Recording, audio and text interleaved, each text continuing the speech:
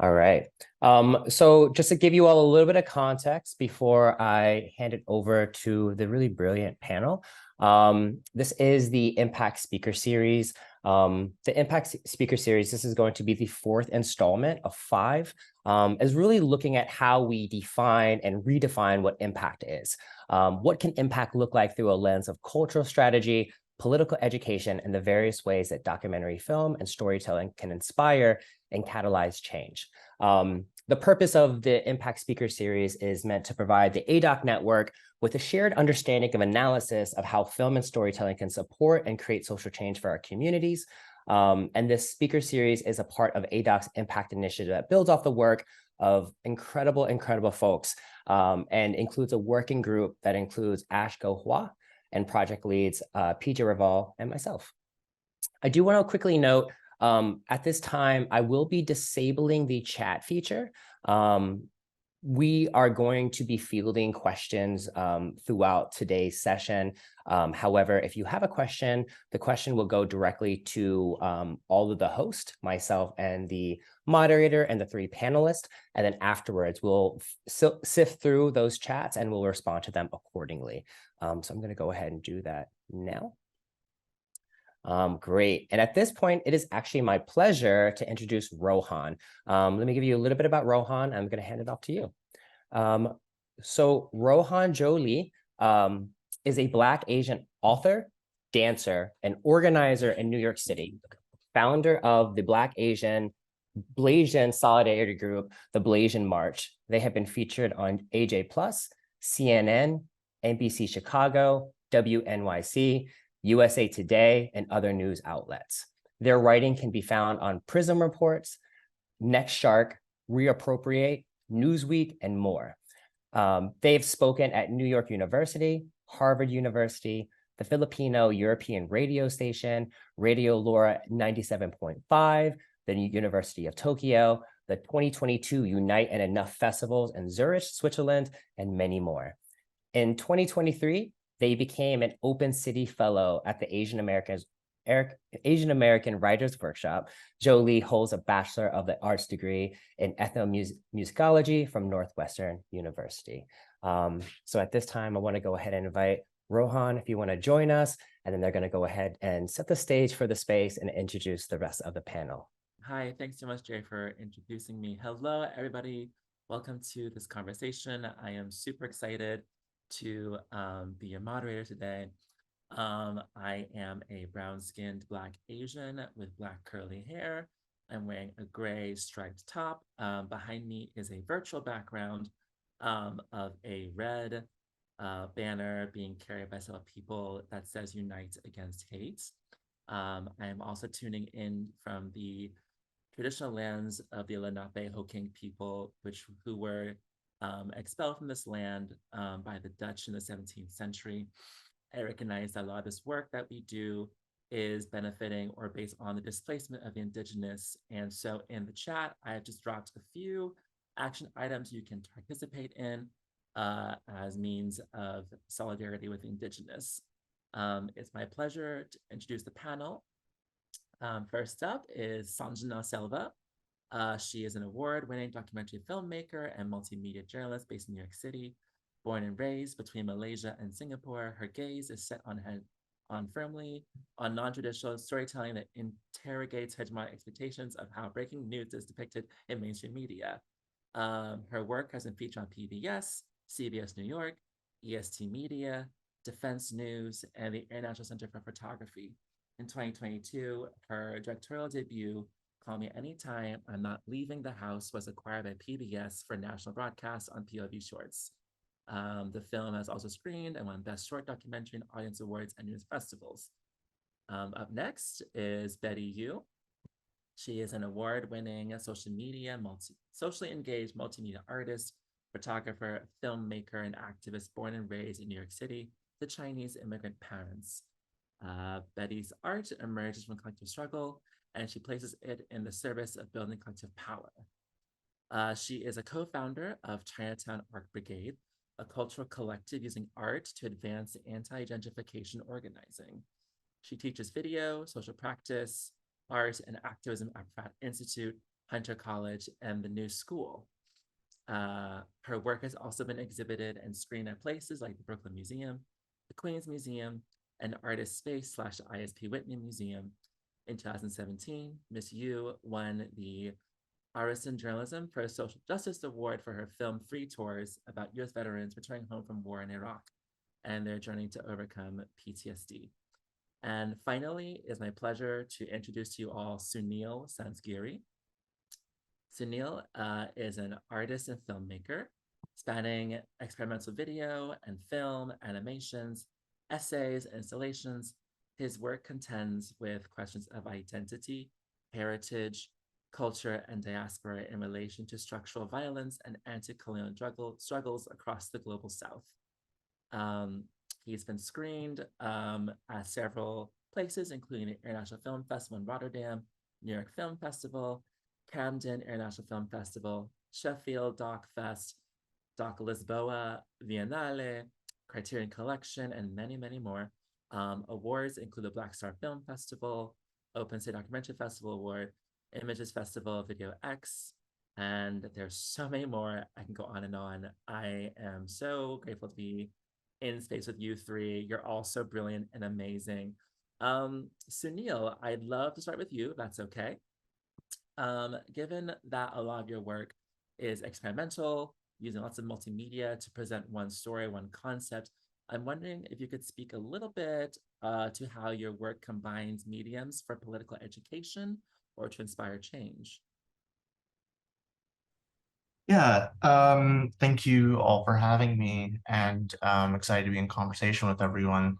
It's an interesting question. I don't know that the mixed media message necessarily is sort of a form of political engagement necessarily. It does traverse times and spaces in different ways, and ways that I suppose are sort of antithetical to Western notions of time. But I don't know that the kind of mixed media aesthetic in particular has a political focus. It's more about approaching the subjects in a variety of ways, and ways that I think speak to the questions that I'm looking at in different ways. Okay, cool. Thank you so much for that. In that case, I will turn over to Betty.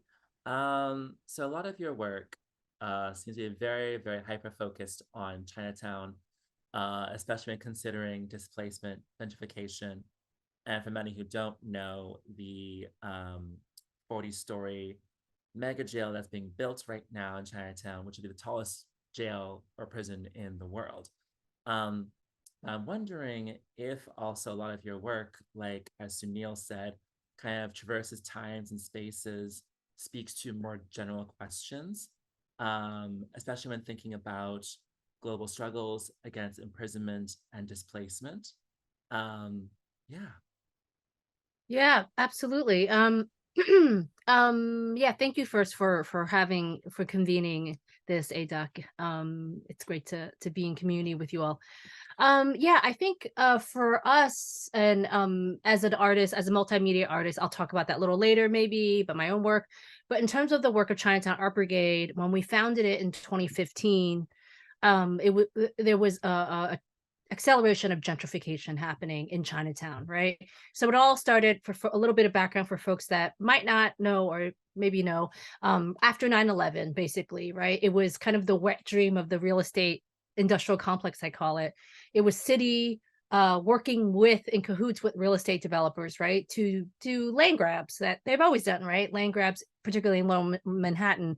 So people like my parents, who are actually garment workers who worked in Lower Manhattan, suddenly found themselves with no jobs, right? And that was the opportunity for a lot of the factories to move out.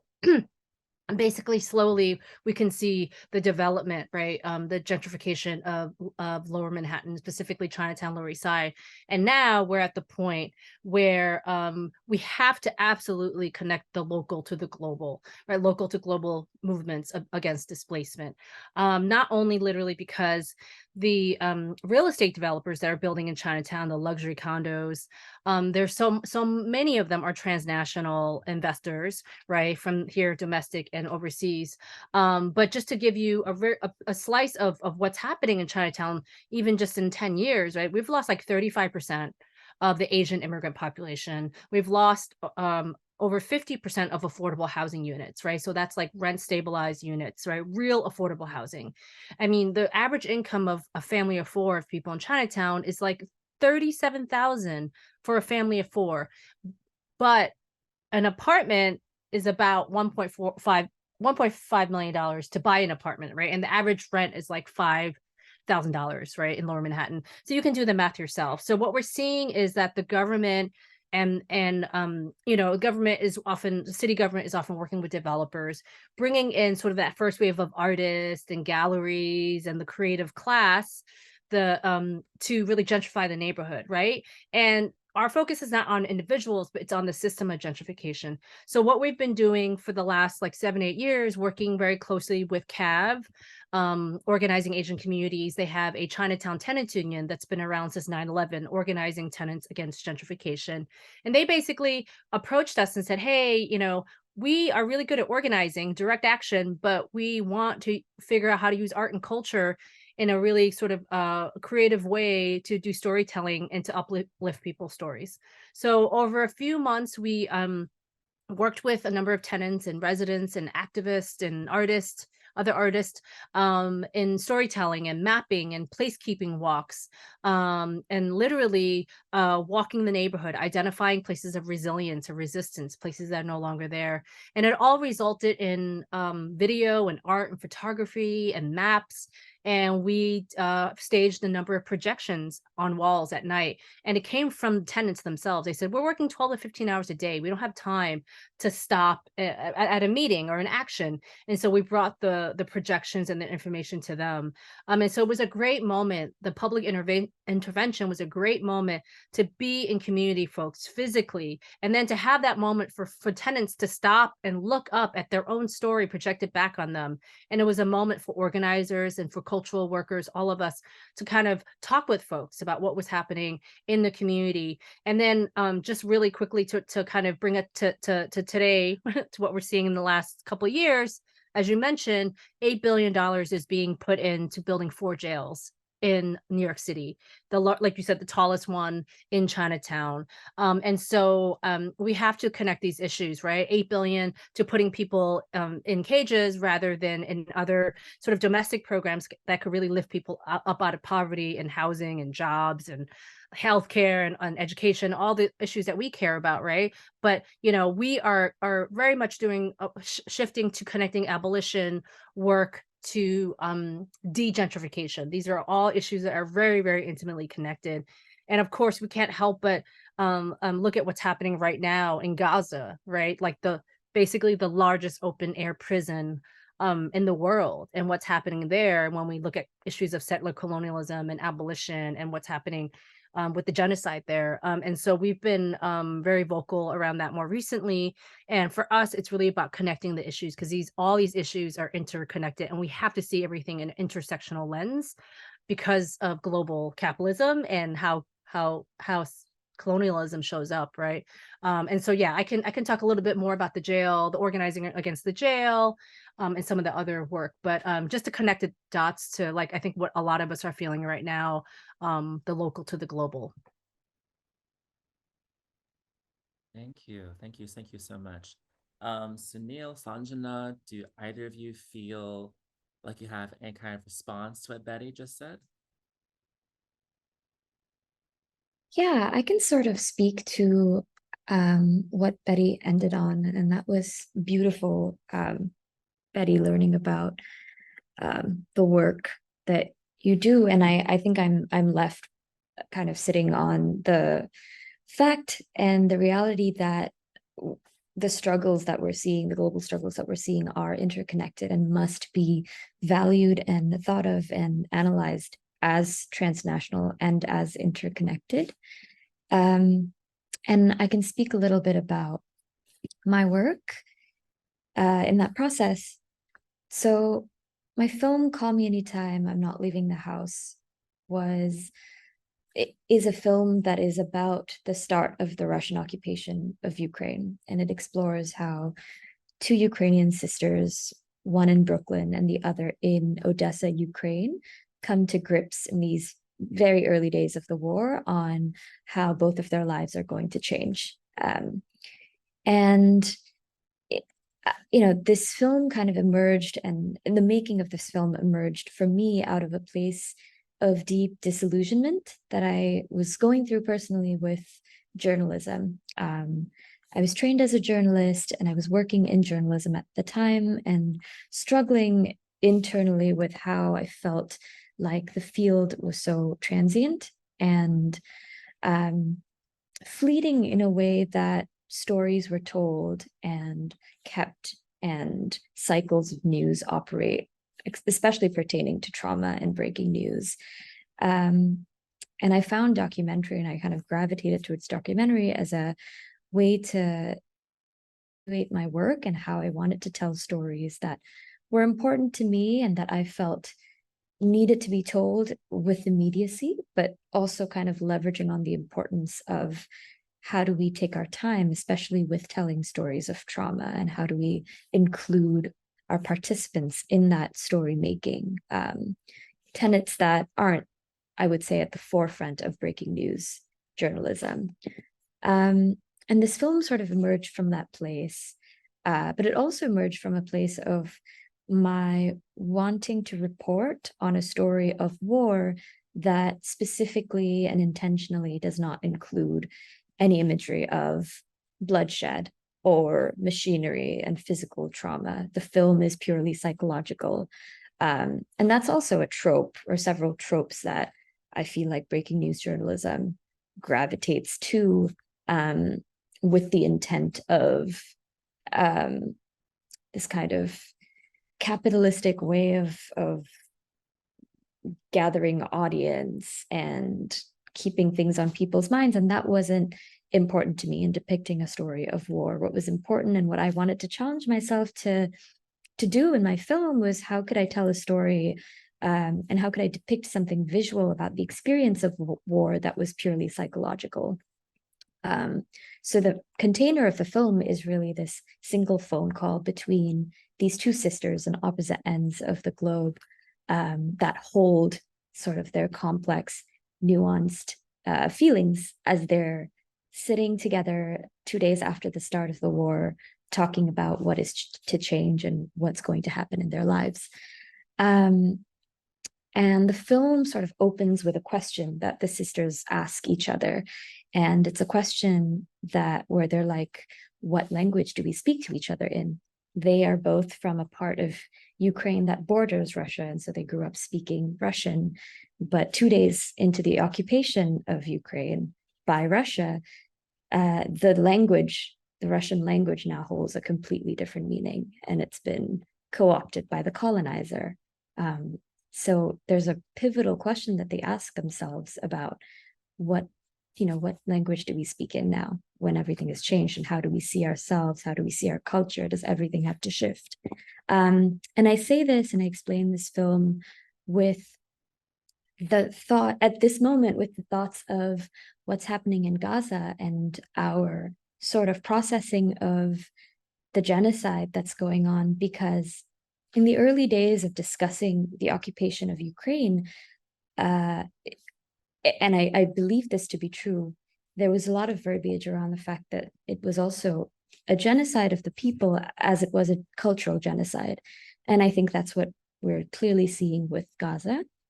The story of these two sisters and this portrait that I tried to tell is a phone call between two sisters. And it's, these two sisters were Ukrainian, but these are stories that we can find in any war conflicted zone where people are separated. And I think that was sort of what I was very interested in unpacking with this film, was how universal the experience of war is and how little, I think, is told. And that's why I'm so glad to be in conversation with all of you today, because I think there's a lot of us in this room that are really trying to bring these anti-colonial resistant lenses to our work.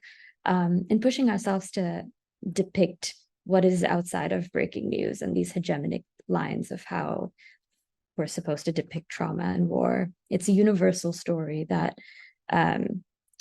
people in all conflict or war-impacted zones feel. And I think in solidarity, as I think about the kinds of language and the kinds of almost an avoidance to use certain terms with speaking about Palestine now that I'm seeing in mainstream Western journalism, it's been really disappointing because I can also kind of very clearly see a complete hypocrisy and difference between the ways that the genocide in Ukraine was talked about and the kinds of language, the kinds of this, you know, even the word genocide is sort of a term that is afforded maybe with more liberty to certain communities, white communities, but why is that not a liberty afforded to the people of Palestine or the people of Congo? And it's really interesting, and it's something that I've been feeling a little embattled by as I've been reading journalism just from my background as a journalist and working through. But this is all to also add to Betty's really just brilliantly articulated point earlier about how important it is at this time, but in any time, but more as we're thinking about Palestine today and these existing conflicts, to see these struggles as interconnected and transnational. It's just vital. Thank you, Sanjna. I love how both you and Betty are, and Suneil, how you're all framing, especially modern video journalism around such a subject like Gaza, like what's happening. I love that you brought up the idea of like news cycles, you know, and how we cycle away from trauma, how trauma is almost like sound bites that are meant to be just consumed and then we move on. Like thinking about how, for example, the mega jail in Chinatown has cycled out of the news, you know, but that trauma, that struggle continues, right? So so I'm wondering, Sanjna, Betty, or Suneil, all three of you feel like jumping in, if we could talk about the power or even the danger of what we're seeing today in terms of like media storytelling, in terms of video journalism around these global issues like Palestine, like the Congo, as you brought up, Sanjna.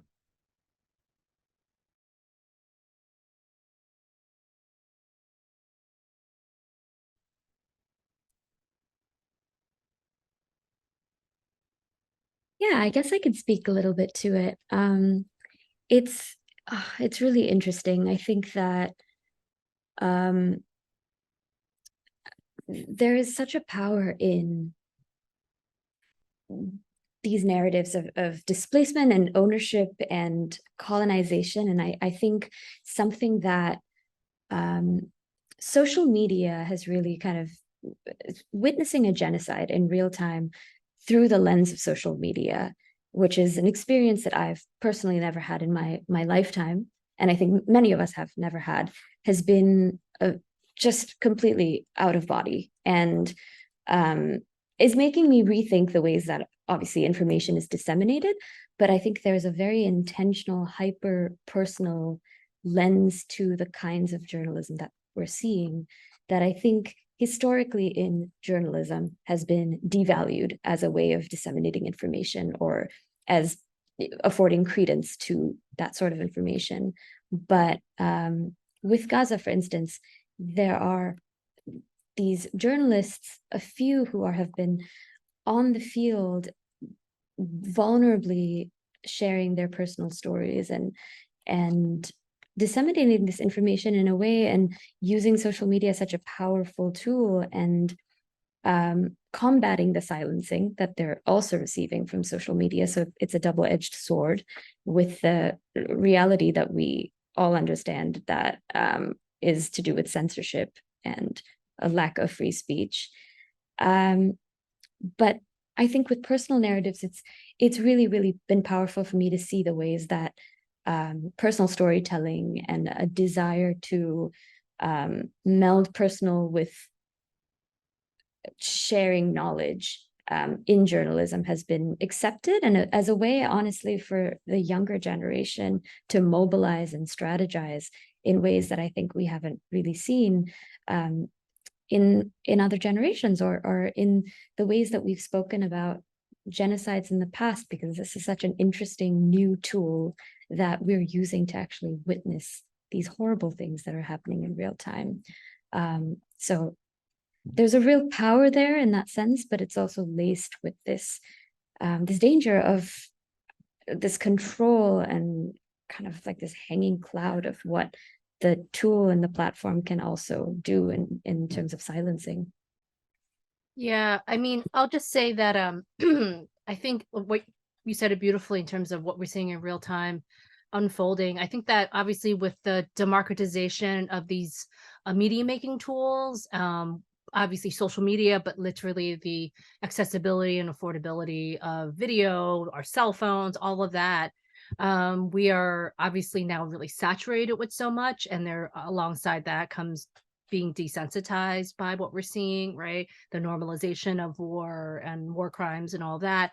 But I do feel like it is playing a pivotal role right now in swaying public opinion. I think there was a recent poll, and I know polls don't mean a whole lot really, but it struck me as like 80% of Democrats right now want a ceasefire, right? Some completely against, right, what Joe Biden and his administration is doing right now. And then within all of the, within the US, like about 55%, 55 to 60% want a ceasefire out of all of the US. Again, I know that could be skewed, but it's interesting if you look back at, you know, the Vietnam War and how public opinion was swayed. And we understand, we know that, you know, we look at the history of that fight was because people were seeing images of I'm sorry to say, of dead children, dead Vietnamese children and families, and the carnage. And also with that, the bodies of soldiers being sent back, American soldiers. And that really swayed public opinion. So they knew how to clean that shit up. I'm sorry to say, right, for the Iraq war, very clear, right? Under Bush and under Obama, like we weren't going to see any of that. It was totally sanitized, not even the bodies coming back on the plane, right? The American soldiers. And then social media has really changed the game, because now many of us, you know not to trust the corporate media, the corporate run media. And so we're looking to other outlets, right? You know, I'm honestly like, you know, looking to, right, on Instagram and, you know, on social media, on Al Jazeera. Like, I don't, you know, Al Jazeera is only one of the only networks that actually has folks on the ground, right? Because foreign journalists can't actually even report from there. And so, and I am very conscious, as we all know, with you know, being very, very sensitive to cybersecurity and surveillance. The digital footprint is real. You know, you put something out there, it's there forever. And so navigating all of that and understanding our algorithms are really being recorded and tracked is scary. The McCarthyism is scary. Anything that you comment on social media, these are not public platforms, they're privately owned. They will be seized immediately by the government when they want to. So all of those things, all these things are kind of all kind of being juggled at the same time. And so yes, it's great public opinion is being swayed, right? Doesn't mean the government of Israel or the US is doing anything about it, but public opinion is really changing compared to other wars. It's not even a war, it's a genocide, or other past sieges of Gaza, you know, in the last like 25 years. So it's been really interesting to see that, and that makes me a little hopeful. But just to really quickly to link it back to the local in Chinatown, what we've noticed in the last 10 years, obviously, honestly, even low income tenants have cell phones, right? And they love QR codes. So before 2020, before everyone sort of using QR codes because of the pandemic, the old aunties and uncles in Chinatown were using QR codes. And so we kind of went with that. And so when we did the actual physical map of like mapping places that are no longer there, and places of resilience and resistance, we called it, right? Places that went on rent strike and were fighting the fight, and places that sadly are hotels now that were unionized restaurants and all these other landmarks. We moved to the 2.0 version, and we started to use new media and the cell phones and mobile storytelling. in our work. And that was really in response to, I think, reaching out to younger folks and also reaching out to the older folks who are using their phones a lot more, right? Because of unlimited data now and all this stuff. So it's been interesting to follow that trajectory, even in terms of like the evolution of media making and media consumption in a way that is not just a passive viewer, but becoming an active one. You know, I love to tell the story of a tenant. Just really briefly, he took like, I think like 600 photos of his building, his dilapidated building, because the landlord was really irresponsible, really unscrupulous, and basically wanted to kick everyone out. And he took all these pictures, right? And it was those pictures that basically helped him in court. And then those pictures, we kind of remixed it into an exhibition that we Chinatown Art Brigade curated at a local space in Chinatown to show the power of imagery, right? And so he didn't show any faces, but he just showed like literally walls caving in, you know, staircases not being repaired. I mean, it was like children that lived there, right? Like probably lead and asbestos and all kinds of things. So it's just the power of these tools now that is just made so accessible and has revolutionized a lot of things, as we can see right now unfolding. So Yes, absolutely. Suneil, I would love to bring you back into the conversation. I'm wondering, especially since a lot of your work focuses, or this work I have seen so far, focuses on the South Asian diaspora, the South Asian diasporic experiences.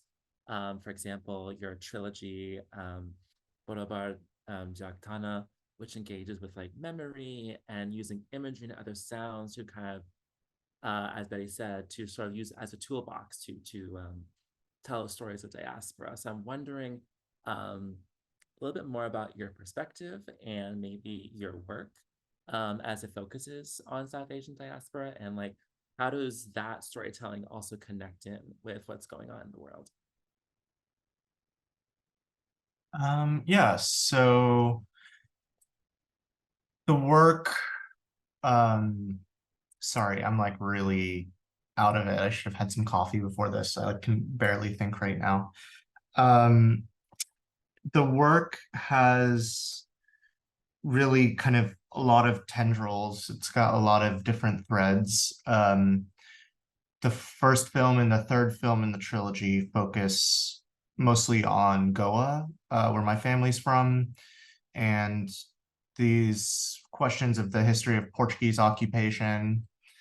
And the film that I have at the Brooklyn Museum right now, where I have my solo show, is also dealing with histories of the anti-colonial struggle against the Portuguese, which was an occupation that lasted almost 500 years in India that not a lot of people talk about. People think about the British, people think, you know, most exclusively about the British, but the Portuguese also colonized India, and so did the French in certain parts. And Goa wasn't liberated until 1961. My father was 18 years old, so he lived through both the independence and subsequent partition of the subcontinent and the liberation of his home state of Goa. And so a lot of the work kind of channels this kind of Afro-Asian question, the kind of like quote unquote spirit of Bandung in different ways. And the film that I have up now at the Brooklyn Museum, the two-channel work, sort of complicates a lot of these notions. But yeah, I've been thinking a lot about this question of occupation and what these, you know, these kind of like variations of duration, right? Like many people have pointed out, you know, that the horrors in Gaza did not start a month ago. They didn't start on October 7th, that they've been 75 years on a consistent level. And like the name Nakba, which means catastrophe, which started only 1 year after the partition of India, with the partition or the expulsion of some 300,000 Palestinians to the West Bank. These histories of colonial division, specifically around borders and around you know, the kind of the absolute destruction that colonialism created, because the issue of Israel and Palestine is not just a history of Arabs versus Jews. It's a history that's very rooted in the carelessness and the violence of colonialism by the British. Obviously, it's complex. I mean, complex meaning like there's lots of history, not complex as in like, oh, like, you know, because people often use that term like, oh, it's complex to completely, you know, evade any sort of, you know, understanding of the immense amount of suffering going on in Gaza. There's that aspect of the history of partition and of the Nakba, which happened within a year of each other. Which also, all of that happened actually, all of those lines were drawn at the Queen's Museum, if people don't know too much about that, about during when the UN was stationed at the Queen's Museum, which is where during that time they drew the borders. The UN was stationed in Queens at the time. That was the headquarters at the Queen's, what is now the Queen's Museum. It wasn't, there was no Queen's Museum back then. And the partition lines were drawn, the lines for Israel, Palestine were drawn, and then the division of North and South Korea were drawn, all in those all in the same location in Korea. It's kind of a fascinating history. And insane that so much destruction in the world was created in that one location.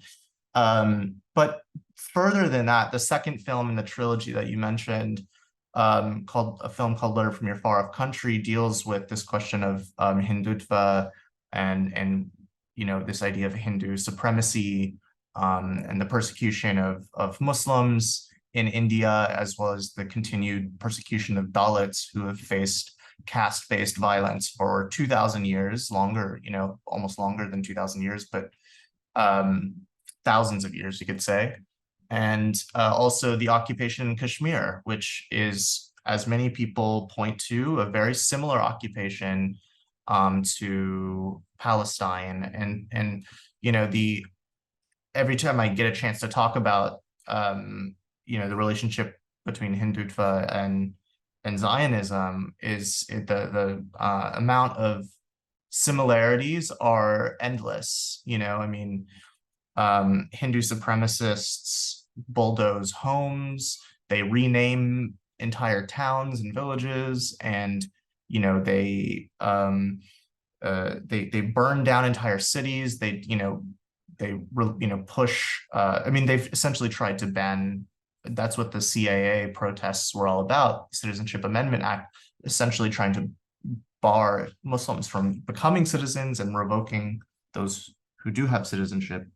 And the same goes in Kashmir, where in 2019, India took over what was an autonomous region in between India and Pakistan, and shut off their water, like in Gaza, shut off their internet, like in Gaza, shut off, you know, arrested all their politicians, just, you know, took down their constitution, you know, took down their flag, like any sort of, it's, you know, it's a systemic cultural genocide that happened in Kashmir in 2019. And now it's exactly like I saw on Twitter some like TikTok screenshot of this woman just being like, I can't wait until Gaza's gone so we can have all these like mini malls and you know, Starbuckses and all these things. And that's exactly what happened in Kashmir. It is now essentially a tourist destination, and so many Indians have gone to Kashmir, bought up all of the real estate and turned it into like a tourist destination, because it's a pilgrimage site. It's a holy pilgrimage site in the mountains of Kashmir. And so you have these Hindus that go into Kashmir, and there are many Hindu Kashmiris, right? They're called Pandit Kashmiris. And so it's just like you have many Jewish Palestinians, just like you have many Christian Palestinians. It's, you know, it's a region that the borders have then forced and twisted into this idea of the nation state. Don't get me started on the question of the nation state, because it's we'll be here forever. But yes, yeah, so like to your point, these the interrelatedness of all these questions are all deeply rooted in histories of colonialism And this question of the consolidation of identity and weaponizing identity through diaspora to force a sort of question of belonging over non-belonging, over human versus non-human. And once again, like many Jewish folks have been saying, you know, this phrase of "not in our name," that's exactly what it is. It's the weaponization of identity to justify these borders and this violence that exist, which is just another way to keep people apart, right? To keep to villainize a certain population, because they knew that they would have no right to exist if people lived together and lived and loved together and flourished together. That there would be no Israel if Palestinians and Israel lived together. So similarly, there would, if, you know, India and Pakistan were not together like they were for centuries, there would be no India and there would be no Pakistan, despite the fact that these communities have coexisted for thousands and thousands of years. So yeah, I could go on, but maybe I should stop there. No, thank you. I love that. I love the term you brought up, the consolidation or weaponization of identity. I'm wondering, Sanjna and Betty as well, or Suneil, if you want to reflect more on that, if y'all had any thoughts on, you know, how we have seen or how we can use our work in film or any multimedia to sort of like perhaps respond to weaponization of identity.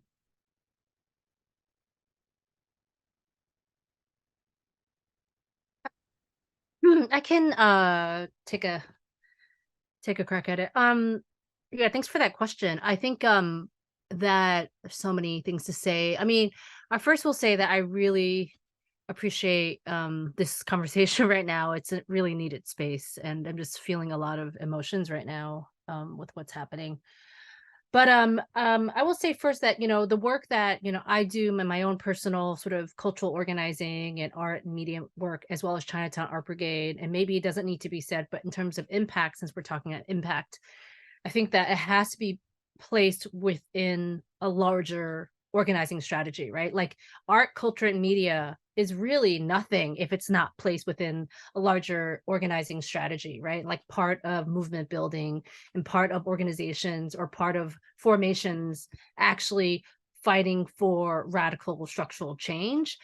Because I think when folks talk about this work, it's often talked about in a vacuum, meaning, you know, art, culture, and you know, sort of art, culture, and media work is often talked about in a vacuum, right? So often the artists and the media makers are centering themselves, right? And it's this like self-aggrandizing kind of work. And I feel that for us, you know, at least for the work that I do, it's really you know, if there weren't communities like Chinatown Tenants Union doing the work they do, or a project that I worked on for the Queens Museum, which was focusing on gentrification and Flushing, the global sort of speaking of local to global, all the global capital coming in, you know, I wouldn't have work to document, right? I wouldn't have anything to document. So just to say that I think that for real impact, it needs to be placed into this larger context. But in terms of identity, I mean, so much to say about that, as we know, with in the last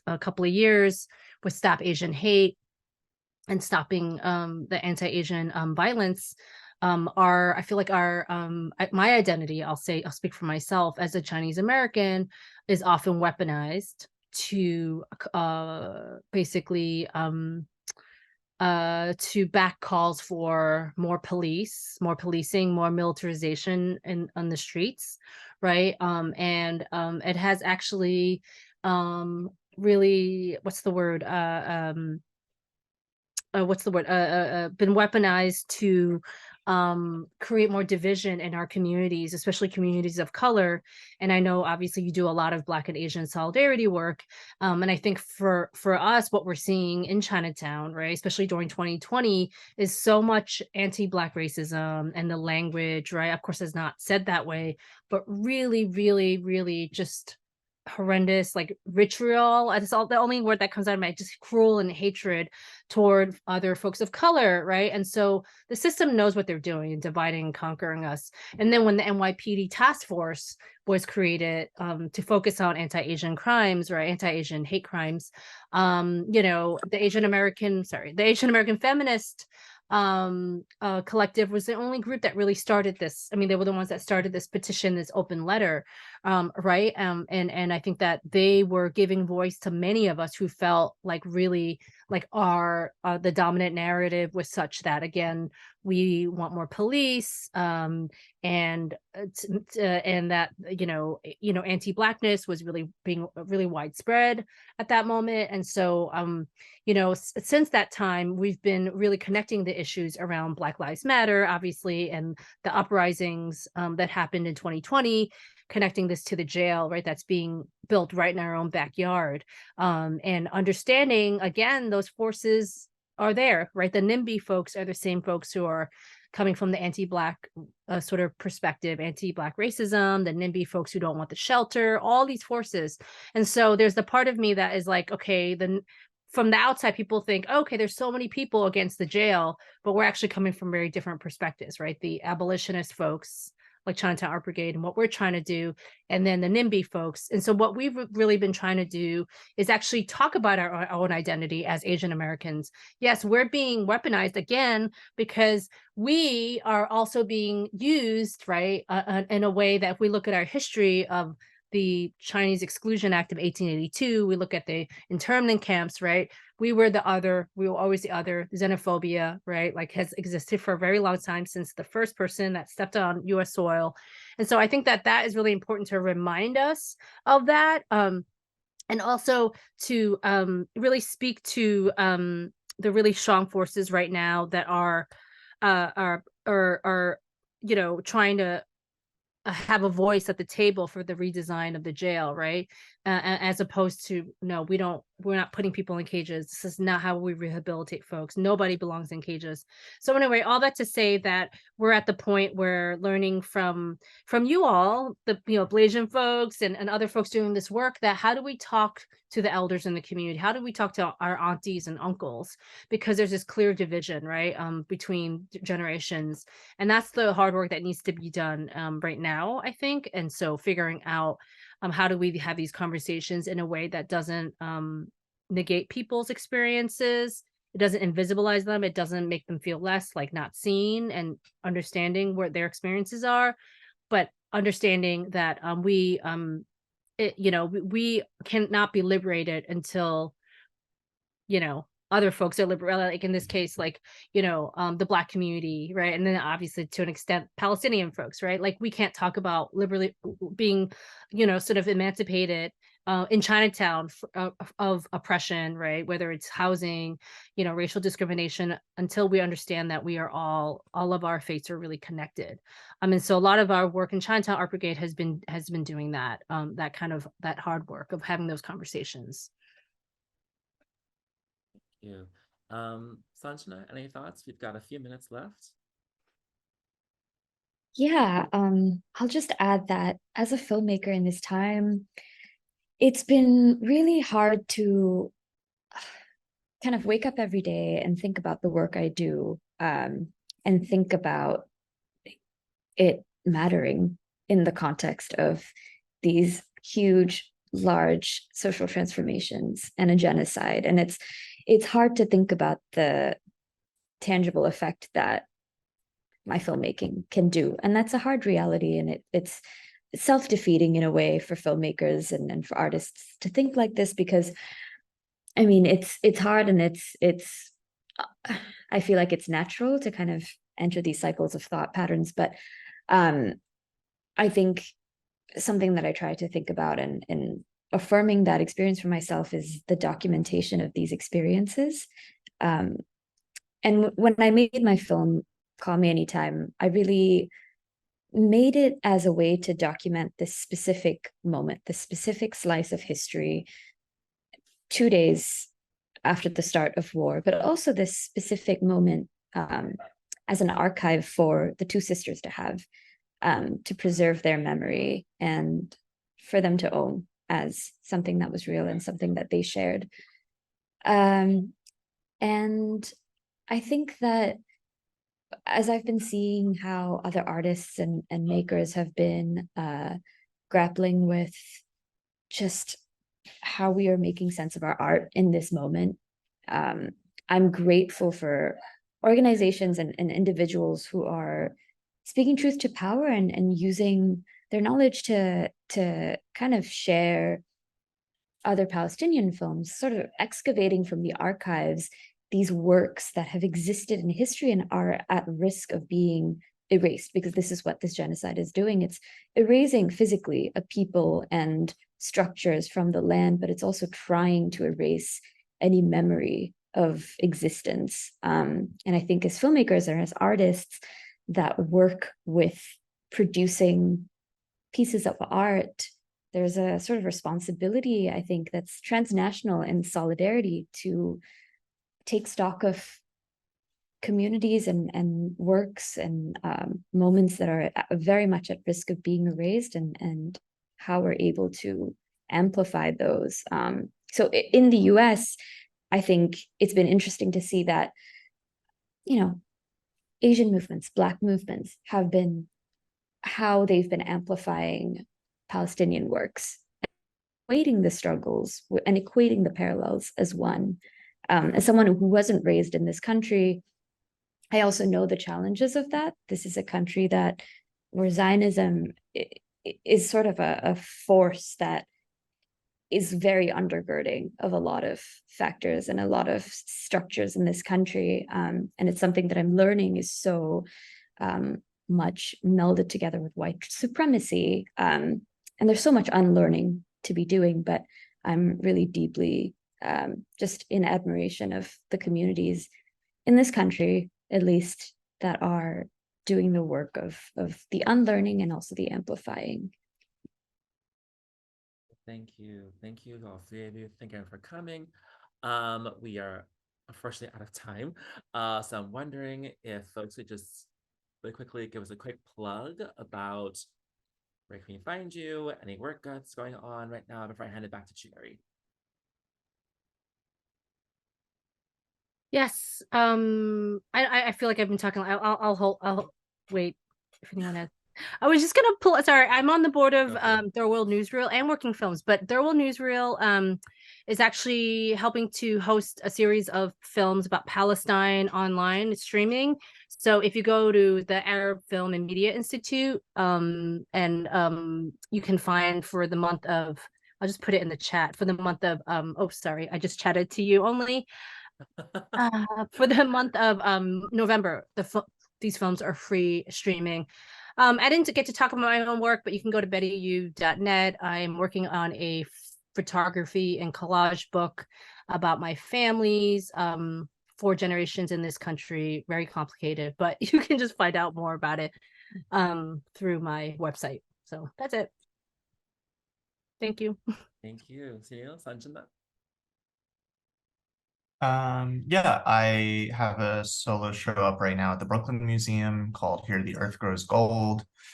Yeah, I can drop a link in the chat. Amazing. And Stuff Sanjna. until May of 2024, so there's plenty of time to see it. Amazing. And Sanjna, send us off.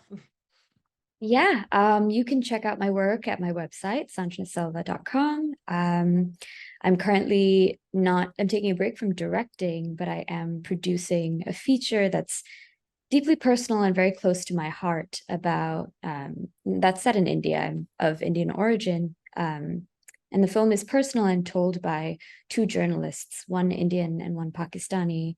And it's a personal film of the Indian director who confronts Hindutva and RSS affiliations within her own family, and how to kind of have these conversations internally and leverage privilege internally in a country that is witnessing a slow-moving genocide of Muslim people.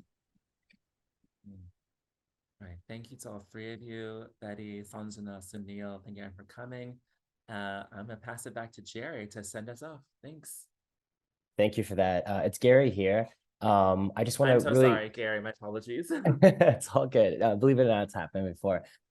Before we sign off, I just want to send a lot of love and affirmation to this conversation. I think it was really beautiful. I think it was really needed healing for some of the conversations that have been happening, for some of the discourse that's been happening, for a lot of the space holding that like I know many of you have been having around these conversations. So wherever you find yourself comfortable, just like finger snaps, some claps, some emojis to this panel, each one of you, Betty, Sanjna, Suneil, and Rohan. This was just absolutely fantastic. So thank you all. Dropping into the chat, before we take off here, any ADOC members here in this space, feel free to join the Impact Producing Slack channel. We'll be sharing an update in terms of both this recording. I know some folks have already reached out in terms of being able to access this. I know that I will. This is the fourth of what is a 5-part series, the Impact Speaker Series. We'll be sharing a little bit more information regarding the next one that will be centered around healing justice. So stay tuned for that. Be sure to sign up for the ADOC e-newsletter. Join the ADOC Slack if you're not here. If you're here and you're not a part of the Slack, be a part of our Slack community. And of course, follow us on social media. There'll be more information in terms of being able to RSVP for the next Impact Speaker session and what to expect. And then again, we'll make the recording available here momentarily. But with that, thank you all so much for spending so much time with us. And again, just so much love to the panel and for you all being here. So that's a wrap. ADOC. See y'all.